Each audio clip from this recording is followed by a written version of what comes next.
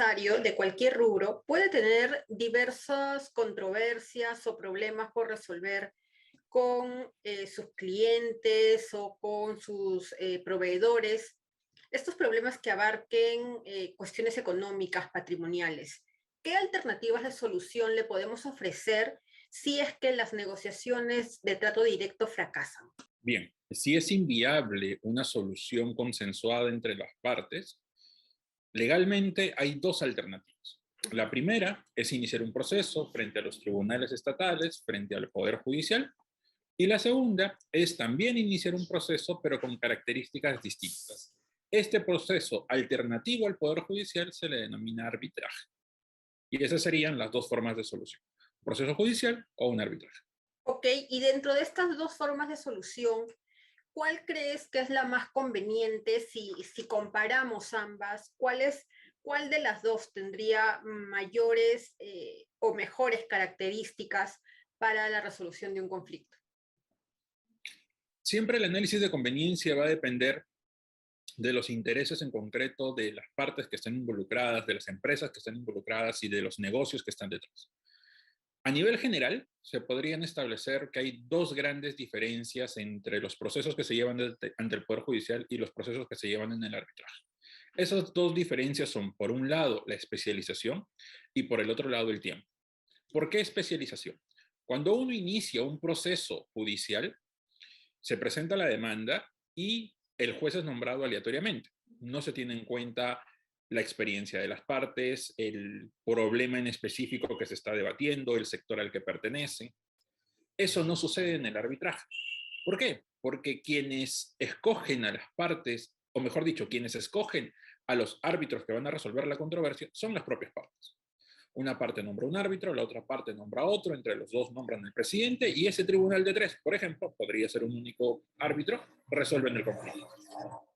Okay. Dentro de los criterios que hay que tomar en cuenta para elegir precisamente a ese árbitro es qué tanta experiencia tiene, qué tanto conocimiento del mercado tiene, del sector tiene, si es un árbitro que ha tenido un involucramiento en un sector en específico, porque claro, el árbitro siempre tiene que ser imparcial, tiene que ser independiente, pero ese manejo que se tiene en el arbitraje no se tiene en el proceso judicial.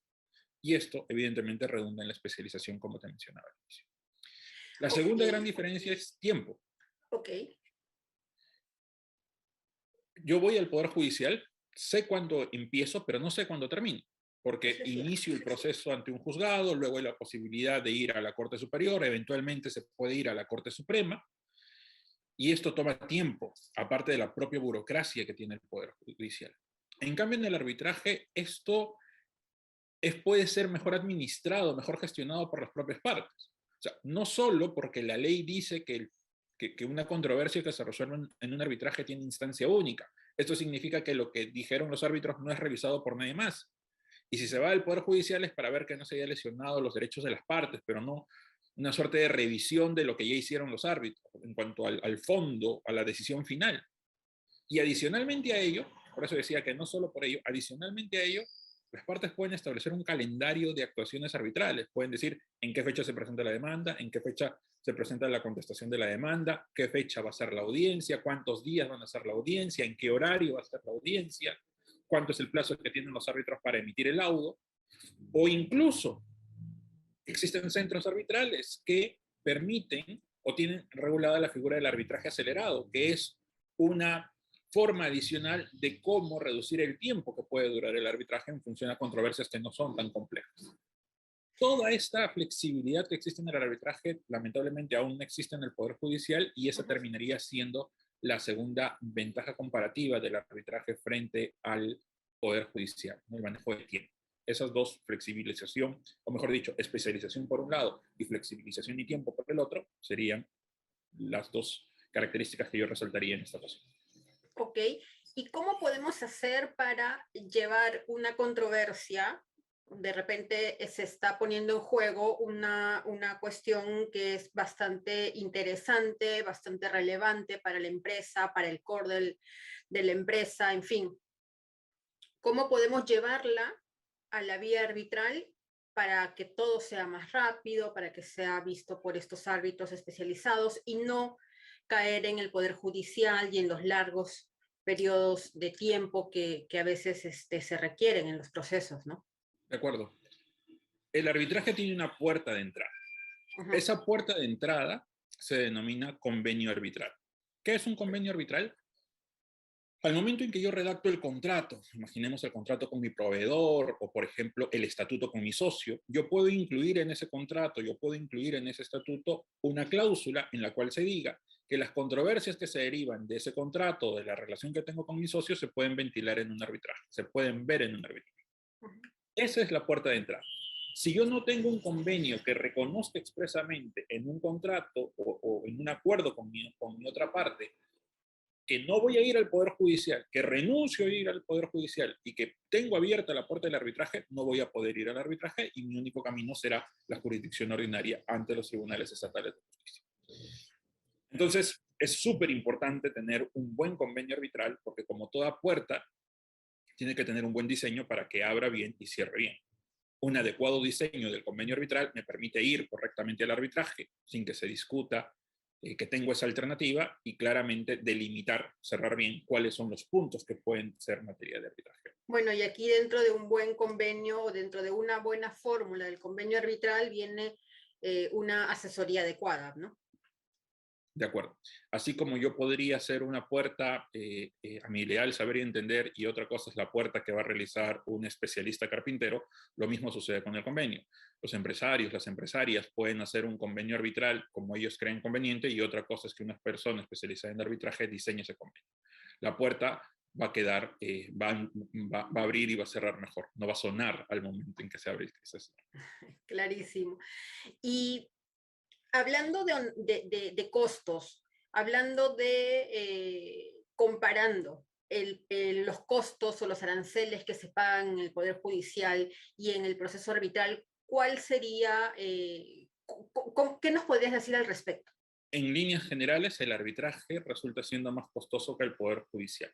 Okay. Pero que resulte siendo pecuniariamente más costoso no significa que económicamente lo voy a hacer. ¿Por qué? Porque ese sobrecosto, si se quiere, o ese costo adicional, es precisamente lo que le permite gozar al empresario, a la empresaria que participa en un conflicto de ese tipo, de la especialización, del ahorro en tiempo. Entonces es una suerte de inversión por un mejor servicio para la solución de un problema. Claro, es un tema de costo-beneficio. Correcto, correcto. Igual los costos varían dependiendo del tipo de arbitraje. Por ejemplo, a grandes rasgos existen dos tipos de arbitraje, los arbitrajes institucionales y los arbitrajes ad hoc. Un arbitraje es institucional cuando existe un centro de arbitraje de respaldo. Puede ser, por ejemplo, la Cámara de Comercio de Lima, puede ser, por ejemplo, el Centro de Arbitraje de ANCHAM, puede ser, por ejemplo, el Centro de Arbitraje de la Pontificia Universidad Católica del Perú.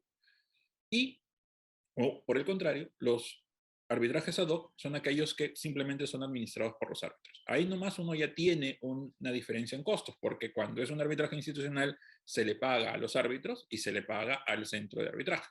Cuando es un arbitraje ad hoc, en principio solo se le paga a los árbitros. Okay, queda clara la diferencia y el hecho de que, ok, si bien por un lado puede parecer de principio, de entrada, que va a ser o que vas a invertir más dinero en ello, posiblemente si haces una comparación a largo plazo, te resulte más conveniente invertir en este proceso arbitral, ¿verdad? Correcto, correcto. Ok, perfecto, Héctor, muchas gracias. Para terminar, cómo podríamos identificar qué proceso es conveniente llevar por el arbitraje y qué proceso no, con qué proceso podríamos seguir en la vía judicial? Para eso, o sea, dar una respuesta de carácter general o una fórmula de carácter general resulta complicado porque se necesita conocer el tipo del negocio del empresario, de la empresaria, se necesita conocer qué tipo de relación tiene con la otra parte, se necesita conocer qué tan complejo no es la controversia, de qué cuantía o no es esa controversia para precisamente en el análisis costo-beneficio que mencionabas, ver si resulta más eficiente para ese caso en concreto, para esa empresa en particular, para ese conflicto en específico, ir al arbitraje o no. En cualquier caso, lo que yo sí recomendaría es que al momento uno de diseñar el contrato se cuente con la asesoría suficiente para poder establecer los márgenes, por ejemplo, de qué cosas sí pueden ir a un arbitraje y de qué cosas se deben quedar en el Poder Judicial, o, por ejemplo, para establecer ya cuando surge la controversia, la mejor forma de administrar el arbitraje una vez que uno ya empieza a tener que solucionar la controversia por esta. Clarísimo, Héctor. Muchas gracias.